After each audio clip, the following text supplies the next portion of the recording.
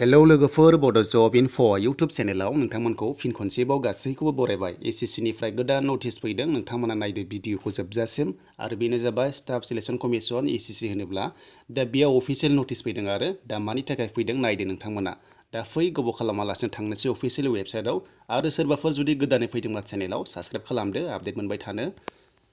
दायो आंनि लोगोफोर अफिसियेल फैबाय अफिसियेल वेबसाइटआव दा अफिसियेल वेबसाइट होनोब्ला acc.nic.in आरो दा बेयाव नोंथांमोना फैनो हायो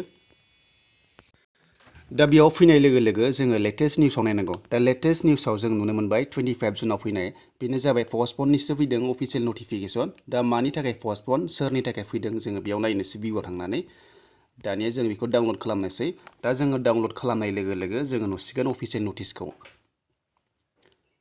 दा बे जाबाय लोगोफोर इम्पर्टेन्ट नटिस फैदों आरो बेनो जाबाय एग्जामा नै एग्जाम जानो गोनां दंमोन जायफोरा MTS आव एप्लाइ खालामदोंमोन टायार 1 एग्जामा जानो गोनांमोन जुलाइनि 1 निफ्राय लानानै 20 सिम दा बेखौ पस्टपन खालामबाय आरो बेनिफ्राय साब इन्सपेक्टर दिल्ली पुलिसाव आरो लोगोसे जाबाय केप्स माने बेयाव अनेक कम्पानि थायो जेरै SSB थायो BSF थायो CAPF थायो दा बेनि एग्जामाबो केन्सेल जाबाय एबा पस्टपन जाबाय आरो जिथु जानो गोनांमोन बेखौ केन्सेल खालामथ'बाय एबा पस्टपन खालामबाय आरो नाथाय फैबाय थानाय समाव एग्जामा जाफिनगोन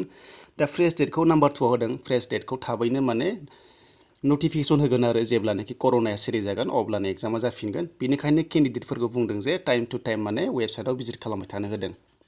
दा बेनोसै लोगोफोर आरो आं बेयाव मोनसे रिफारेन्स लाबोनो नागिरदों जिथु दायो फ्रि कचिं जागासिनो दङ दा बे फ्रि कचिंआ लोगोफोर गोबां गोनो गोथो जागासिनो दङ बेनो जाबाय लोगोफोर बेयाव डाइरेक्ट जइनिं नङा दा बेयाव थांनाय लोगो लोगो डाइरेक्ट साख्रि मोना नोंथांमोनखौ जास्ट नोंथांमोनखौ एवारनेस होगोन बा नोंथांमोननो नलेज होनाय जागोन जे बेयाव आं मोनसे रिफारेन्स लाबोनोसै नैबे MTS एग्जामखौ माबोरै लिरनांगौ बे SSC नालाय SSC नि आन्दाराव जिथु माने माखासे कम्पानि थायो जेरै CAPF BSF आसाम राइफल गोबां थायो 6टा 7टासो थायो दा बेखौनो मारै एग्जाम लिरनांगौ मारै एप्लाइ खालामनांगौ गोबां गोदान केन्डिडेटफोरा मिन्थिया नालाय दा बेखौनो बेयाव नलेज होगोन बा नोंथांमोनखौ ट्रेनिं होनाय जागोन जे मारै रानिं खालामनांगौ मारै एग्जाम लिरनांगौ ओमफ्राय मोनसे मोजां खोथाया जाहैबाय जायफोरा माने अफिसार जानो होन्दोंना अफिसार मोनगोन बे नङा लोगोफोर जास्ट नोंथांमोना जुदि जायफ्रा डिग्रि दङ नोंथांमोना जुदि ट्रेनिं लादों नोंथांमोना एसे नलेज मोनगोन ना थ' अब्ला नोंथांमोना नैबे साब इन्सपेक्टराव नोंथांमोना एप्लाइ खालामनो हागोन SSC नि आन्दाराव जेरै दिल्ली पुलिसबो थायो बे दिल्ली पुलिसआ एक्सट्रा आरो थेवब्लाबो बेयाव होफायो SSC आव दानिया दिल्ली पुलिसखौ SI खौ बेनिफ्राय केप्स थायो केप्सआ जाबायनो लोगोफोर बे जाबाय आर्म ब्रान्चनि आरो बेबो दा बेयाव जेरै SSB CAPF बेफोराव नोंथांमोना एप्लाइ खालामनो हायो आरो अफिसार लेभेल जाहैबाय दा बेनि लोगोफोर बेयाव थाङोबा बेनिफिट्सआ बेनो जे नोंथांमोना जास्ट नलेज मोनगोन डाइरेक्ट साख्रि जाया दा गोबां जोंनि गेजेराव माखासे गोनो गोथो जागासिनो दङ जे बेयाव थांबानो साख्रि मोनगोन दा बे नङा लोगोफोर आं बेखौ क्लियार खालामबाय थ' बेनोसैमोन लोगोफोर आरो SSC GD कनस्टेबलनि दायो नटिस फैथ'वाखै फैसिगोन थाबैनो दा बेखौनो नोंथांमोना नलेज होगासिनो दङ जे SSC GD कनस्टेबल जायोब्ला मारै जायो दा SSC आ लोगोफोर फार्स्टआवनो एग्जाम जाग्रोयो नोंथांमोना एप्लाइ खालामखांनायनि उनावसो GD लेभेलाव जुदि नोंथांमोना एप्लाइ खालामगोनबा 10 पास नांगोन गासैबो 10 पास जानांगोन बेनि गाहायावबा जानाय नङा नाथाय गोजौआवबा जायो जेबो नङा जास्ट 10 पास जानांगोन बेनिफ्राय नोंथांमोना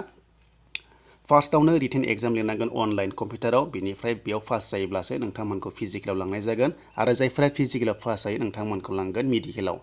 आरो मेडिकेलाव पास जायोबासो नोंथांमोना मेरिट लिस्टखौ मोनगोन एबा नोंथांमोना सिलेक्सन जागोन